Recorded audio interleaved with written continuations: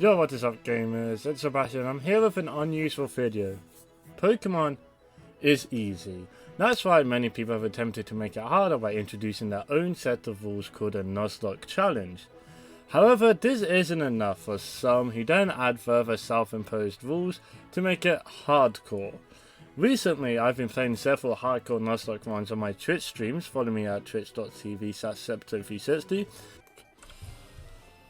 Oh, that coke is kicking in. And after completing Black 1 and my first blind playthrough of Pokemon Violet with ease, I had to seek out a real challenge. Black and White 2 introduced challenge mode as a difficulty setting, and to be honest, it actually makes the fights really cool. I originally thought challenge mode just made the enemy trainers higher leveled, but actually they give them better movesets, actual held items, and many other buffs. This is surely the perfect game to test my skills as a gamer in a hardcore Nuzlocke.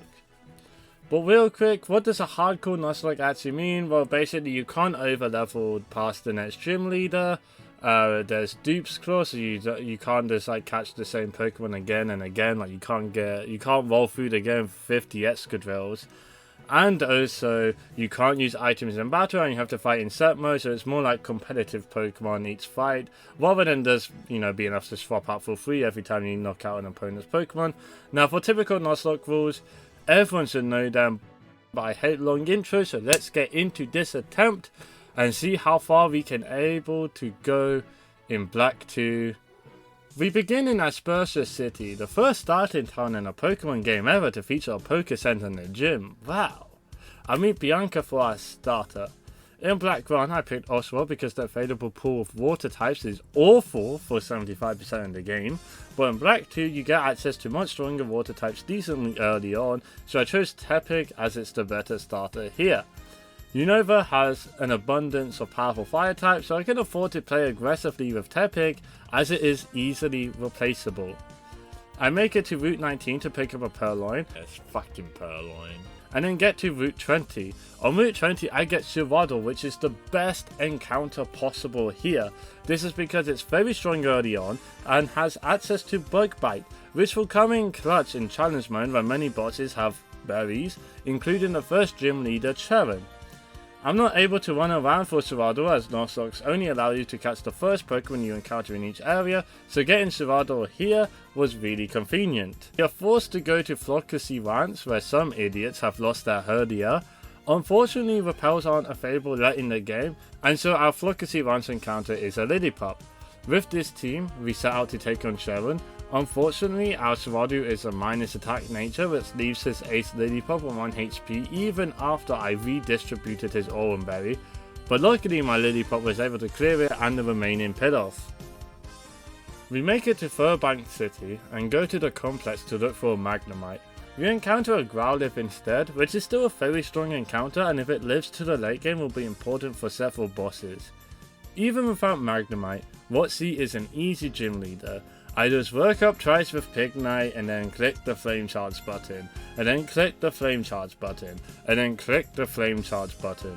We fought so well that a random guy tried to recruit me to Hollywood, but unfortunately they didn't want me to star in the hit upcoming film Cocaine Bear, so I ran away to Castelia City. Connecting to Castelia City is Route 4, which has sort of become its own city with many people living in the desert, I'm assuming, because the housing crisis in Unova is at a disastrous high. We can't go further into Route 4 because someone left the line of rocks in the way. We were able to find the Scraggy. Going back into Castelia, we found out that they have introduced plumbing to the game and we can explore the sewers. We find some rats lurking in the sewers as well as a Rattata, and then using repels for a level 18 lead, we are able to guarantee EV. We can also go to Reddick Passage to find a Drillbur from the Dust Cloud. Bug is a bug type gym leader and we chose Tepig as our starter, so this gym is pretty uneventful. Well, I made a minor misjudgment that led to Drebble outspeeding and killing my Pignite. But like I said, we have such a strong pool of fire types available in the game, so losing Pignite is okay. Raticate deals with Carablast, and Growlithe commits hate crimes on the Lefani and Shelmet. We beat up a scientist who then reveals the line of rocks on the floor were actually rock bugs. Now we can finally make it to the desert resort. which when we lead with a level 21 Pokemon use repels, we can make our chance of getting a Trapinch very high. We get a Dribble instead, but that's honestly okay. We ignore Relic Castle because we want to come back later for an encounter, and then we teach the locals some new phrases and make it to Nimbasa City. Nimbasa City unlocks 3 new areas immediately, 2 routes and a forest. We get Ordino from Shaking Grass and then roll the dice on a 50-50 to get Emolga from the other route Shaking Grass. We see Lost Lawn Forest, but like Relic Castle, it's very important we skip our encounter here for now and then come back later when we are able to get a different Pokemon. Before we fight Elisa, we go all the way back to Furbank Complex to bait the Magby and Growlithe there into burning my Raticate alive. We can't grind Yamask Will-O-Wisp in Relic Castle like you can in Black 1, because that would lead to our encounter being Yamask there. But now with nothing in the way, we can stink up at Lisa's gym with the smell of burning rat, and kill Emo Fluffy with a guts boosted silk scarfed Raticate. She brings in Joltik, who I foolishly believed would die to a Sucker Punch, and now Lisa's gym smells of dead rats instead. We bring in Excadrill to deal with Joltik, Zebstrika and Emolga. Now we can make it to Driftfell City and get given a Sora. We hold an emergency meeting to float off a Pokeball in the next route, and then lead with a static Pokemon in Shardstone Cave to make our chance of getting a Joltik. Fuck's sake. Now we take on Clay. I lead with Swanna to Bubble Beam the Krokorok. Knowing Onix is a weak-ass motherfucker, I tried to set up Aqua Rain with Swanna, but when I go to Bubble Beam I unfortunately flinch twice in a row. Sacrificing is not necessary as I can just switch Excadrill into this rock side and heal all the damage with the leftovers you randomly get for free from Castadia sewers. I go to Earthquake and I flinch again. Honest, I'm sorry, I didn't mean it. Okay, you can stop flinching me now. We finally Earthquake, but it lives due to study, so now I have to pray we don't waste the next 10 hours getting flinched. Stop. Stop! After the second Earthquake, I Hone Claws, knowing it will explode this time. I am +2 attack due to using Hone Claws twice, so now I can Earthquake the incoming Sandslash and Clay's Ace Excadrill for free. We've learned some valuable lessons today. Not to judge a book by its cover, don't say mean things to Onix, and what happens in the dark always comes to light. We are conscripted into Clay's new pyramid screen, the PWT, but this is a good thing because there's a tunnel that leads back to the Relic Castle from here. This is why we avoided this play earlier, and now we are able to catch a full Corona. Oh, what a fucking garbage moveset. But now I have Surf, so I am able to go to Mistleton Cave, and repelling at level 30 will guarantee either Atsu or Aaron. Hatchurus is a very strong dragon type, and Aggron is one of my favourite Pokemon, so both encounters would be great. I get an Atsu, and luckily has Mold Breaker, which is a 50-50, either sucks or it's really good. Walking further into the cave will reveal the Guidance Chamber, which technically counts as a new area. I rule it as what the Pokemon stats screen says the encounter area is, and it's the same strat now. I get the now guaranteed Aaron, and I go to reconnect, so catching it is easy. Oh, I forgot it had Roar. Also, Liepard died at some point in the cave. I don't care all about Liepard, so I forgot what happened whilst I'm making this script, but I'm sure the clip will be playing right now. But onto our Surf encounters. It's very important we didn't get our encounter in Lost Lawn Forest earlier, because now we can surf for the worst Pokemon in the game, Basculin. I also get an Alomomola from the Shaking Water Towers in Furbank City. In Shardstone Cave, I accidentally ran into a triple battle which I wasn't prepared for. I underestimated Unfest, and then in revenge it kills Levani. This kinda sucks because Levani would have been really good to have for the last gym leader, but them's the breaks. Walking through Mistleton to Route 7, I catch a Sangoose, but more importantly I get to Celestial Tower for the guaranteed Litwick. Chandelure is a fantastic fire type that might even make it to our Elite 4 team, but now with our encounters out of the way we can go straight to Venona. Emolga leaves the Shuva at very little HP, which leads to Emolga taking too much damage for me to feel safe to leave in, so I kill with Salt Switch and get a free switch to Crustle as he switches in Swanna. Oops, our Crustle is Shell Armor not sturdy, remember? So Swanna can very likely one-shot it. I switched into our brand new Vaporeon who is hit by Feather Dance, but even if Swanna went to attack it, it would have done nothing due to Water Absorb. I tried to 1v1 the Swanna, but when Vaporeon got to low HP, I'm forced to switch out to avoid a critical hit. I switched to Excadrill who can tank an Air Slash, and then I realized Swanna will use a water type move here, surely. What if I switch back to Vaporeon to get heals on it for free because of water absorb? It works the first time, so I cycle back, but this time Swanna used Air Slash. What? I don't have an amazing out to Swanna here, as Emolga is too low HP, so I have to risk the Swanna not getting a critical hit or flinch from Air Slash, but I'm luckily able to take it down. I somehow missed Sigilyph knowing Flash Cannon, so unfortunately we lose Crustle next. But I don't care, this was his only purpose and now he has no more use. Our team as a whole is on pretty low HP though, so I bring in Emolga afterwards to Volt Switch into Lampant. I value Emolga much more here than the third strongest fire type we have so far, so Lampant is an easy sacrifice to make. However, there is a chance of redemption. If it can outspeed the Sigilyph, it will be allowed to live. Damn, that's wild. Anyways, Emolga kills the Sigilyph for free here, and due to Volt Switch, I get to bring in Growlithe for free on the incoming Skarmory. Technically, it's 2 deaths to Venona's team, but if you look at it logically, I was never going to use either of these Pokemon again, so it's basically 0 deaths. We go to some town which is only accessible by flying, which makes no sense when it's such a small town, but you know, it's America, they hate trains. The encounters outside Reversal Mountain are better than the ones inside, and we get rewarded with Scorpy, which I killed because I didn't realize the Pokemon here were like 6 levels lower than the routes before. What the Anyways, we make it to Undetta City, right? I accidentally triggered the Hoog fight, and we may have lost Emolga here because I forgot priority moves ignore paralysis, but to be honest, it's really Emolga's fault here because it should have killed the Samurott if it wanted to live. Well anyways, under the town and bay means 2 more encounters, and using Dupe's Claws I can ignore Basculin to get a Frillish and then a Staryu. I discovered there's a route if you go down from Undetta Town which gives us a Swablu. After 10 hours of walking in circles, I also finally found a strange house which gave us a Golbat. With a level 37 lead and repels in Seaside Cave, I can get a Dynamo, which will be an amazing replacement for the Emolga that got itself killed. On Route 12, I encounter a male combi. Oh, well, at least in the Village Bridge, I find a Meryl with thick fat.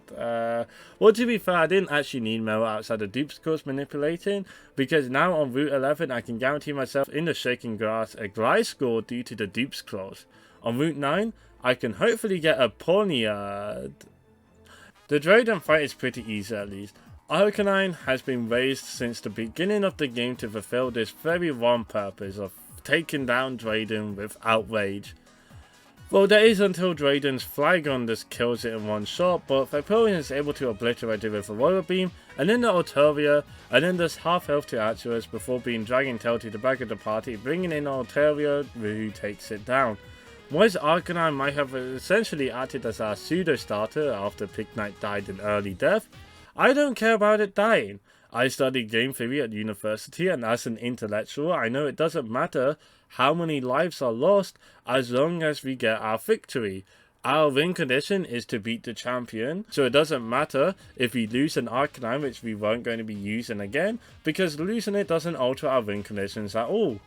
Team Plasma then commits the worst possible war crime known to men, forcing everyone to partake in ice puzzles. So I'd adventure to Humaloof City and catch a Mantike, which can be used as sacrifice fodder later, and then due to Dupe's Claws I can repel at level 42 to guarantee Mianfu, which I'm pretty sure this is the first fighting type we've had access to this entire run. And now we have to take on Team Marlon. I know Unifo is based on America, but geez, I didn't expect the game to tell us taking down the first black character so far is a far bigger priority than bringing down the largest terrorist group in the world. But okay, Electros kills his Veilord, but after taking too much damage I opt to Volt Switch to kill his Mantine and get a free switch out. I bring in Klinklang as he brings in Caracosta, but Klinklang sucks and after one hit I am forced to Volt Switch to Jettison. Energy Ball is able to clear the Caracosta, and now it's Jettison on Jettison Violence. Unfortunately, my Jettison doesn't know Ghost moves, don't ask me why, so my Energy Ball does far less damage than its Stab Shadow Ball, but I can bring in Hatterus to kill the Jettison. Now that Marlon has been properly dealt with, we can focus on the far less important issue of Team Plasma terrorizing all of Unifer. Now this section of the game should be very easy. The level cap for Marlon was level 55 due to it being challenge mode, but Ghetsis' strongest Pokemon according to every Wikipedia online is level 52. Which is kind of ridiculous if you ask me. I just took down level 55s. All the Gumps themselves have level 51s, which is higher than 80% of Ghetsis' team. I know Cincilline, Colosseum, and Shadow Turret's Pokemon are all higher levels than everything on Ghetsis' team. So I guess I'll just breeze through Ghetsis. Why is Kofagiga's level 54? I was lied to by the Wikipedias. I struggle to take down Kofagigas, but now Electros is on low HP and badly poisoned, and Gliscor itself is also badly poisoned. I U-turn Gliscor out into Jellicent against his Seismitoad and then Energy Ball to kill it. Now Ghetsis brings out his own Elediactros, to which I switch into Hatchurus. I don't bring in Gliscor because there's a real chance it does Acrobatics instead of an electric move on Jellicent, which would be bad for my weakened Gliscor. Hatchurus will be able to tank in Acrobatics, and it also resists Electric. And Elediactros ends up actually going for Acrobatics, so I made the correct play here. I'm a genius. I kill it with 2 Dragon Claws, but now my Hatchurus is on very low HP as Ghetsis brings in his ace, his PK Hertz generated Hydreigon. I switch into Mianshu and kill it with High Jump Kick. I also kill his Drapion with High Jump Kick, and I do 2 more High Jump Kicks to bring down his Toxicroak. Well, today we've learned an important lesson. Sometimes you shouldn't blindly trust Cerebi. But with Ghetsis defeated, N resolves his father issues with Ghetsis and they fly away into the distance. Colress flies off with his pirate ship, and I guess no one from Team Plasma ends up actually getting arrested. For I guess that makes sense considering there's no actual prisons in Unova or in the Pokemon world in general as far as I can tell. On the way to Victory World, we accidentally fight a trainer whose Mammothine gets a critical hit Thrash, killing Elediactros, then almost kills a Lomomoda with a critical hit Thrash. I sack Basculin to get Crobat in, then it almost kills Crobat after it lands Blizzard. Damn, I really do have the worst luck, but at least Elediactros and Basculin are completely useless Pokemon at this stage of the game, so losing them is completely fine. We run around for Shaking Grass to guarantee a throw, which will be useful to enable us to get a guaranteed Girder in Victory Road. I lose Absol to a Sigilyph, and then lose Stoutland to get in the worst low roll in history on a Musharna. On the way out to Victory Road, we fight Hoog for one last time. Hoog, who has also been grinding the gym, challenges alongside us, and started off as a stronger trainer than us. Should be a hard fight here. Why the fuck does he only have 4 Pokemon?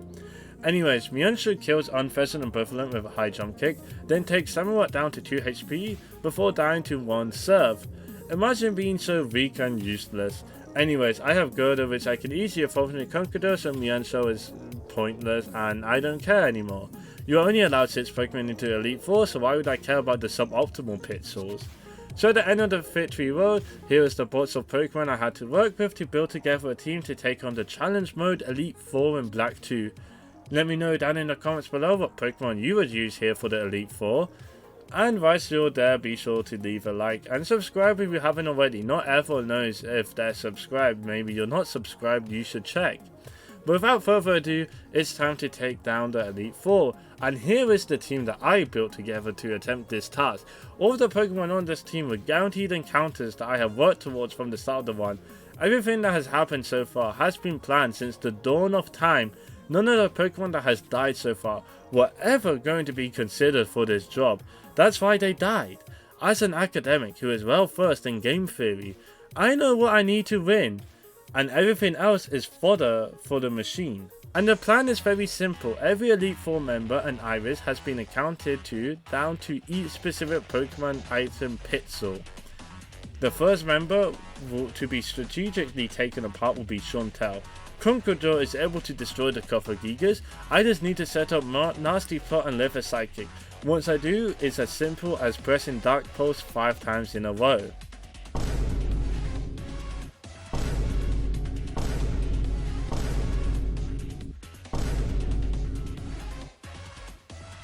The next victim will be Grimsley. I'd use Protect to prevent the normal gem boosted fake out. From here, Conqueror is such a bulky and strong Pokemon that I can live just anything, and kill with Drain Punch. Aerial Ace means nothing if I heal all my health back. Now it's Marshall's turn to die. Throw has absolutely nothing that can touch Hatsurus, and it's going to use its weak speed reducing moves anyways, but my speed will always go back to normal thanks to Dragon Dance. All it takes from here is a bunch of Dragon Claws. Not even Conqueror could tank a hit from this monster. I don't even try to pretend Shulk Sturdy means anything. The last member, Caitlyn, is just as easy. I can't lead Sherlock for free as Caitlyn's Mishana doesn't know a psychic attacking move, but I can just use Fault Corona and Quiver Dance easily. Hypnosis means nothing when I can just wake up and hit a +2 Signal Beam. Sigilyph dies to Flamethrower, Gothitelle Reuniclus dies to 2 more Signal Beams, and don't even pretend Metagross could do anything here. Now with a perfect and deathless Elite Four 1, it's time to deal with Iris. I lead with Starmie into Hydreigon. Ice Beam deals with most of its health. Unfortunately, Rice Glasses boosted Dragon Pulse will do a significant amount of damage back to Starmie, so after killing Hydreigon I am forced to switch out. Lapras will always use Thunder here, so I switch into an Excadrill for literally free. Now I'm able to Rock Slide, and finally I get lucky and I get a flinch. Hydro Pump probably wouldn't have killed either way, but now she sends out her Life Orb boosted Focus Blasting Druddigon. If I lose Excadrill, I don't care, so I can keep it in for the tempo push. I get the second flinch with Iron Head, which allows for Excadrill to kill this without getting touched. Now Iris is trolling. Aggron doesn't even have Sturdy here. This is just a simple Earthquake and wait for the next victim to Excadrill's brutal run. Focus Sash Hatsurus with Dragon Dance sounds like something I can sweep, so I do keep Excadrill in here to keep the tempo going. He has had an honourable run, but now he must die to satisfy my win conditions. Conqueror is able to come in now for free, tank a hit and kill the Hatsurus. All Iris has is an Archeops. I allow Iris to kill Conquerors to waste the Flying Gem boosted Acrobatics,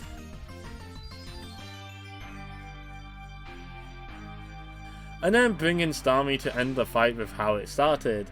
And with that, I have completed allegedly one of the hardest vanilla games to Hardcore Nuzlocke.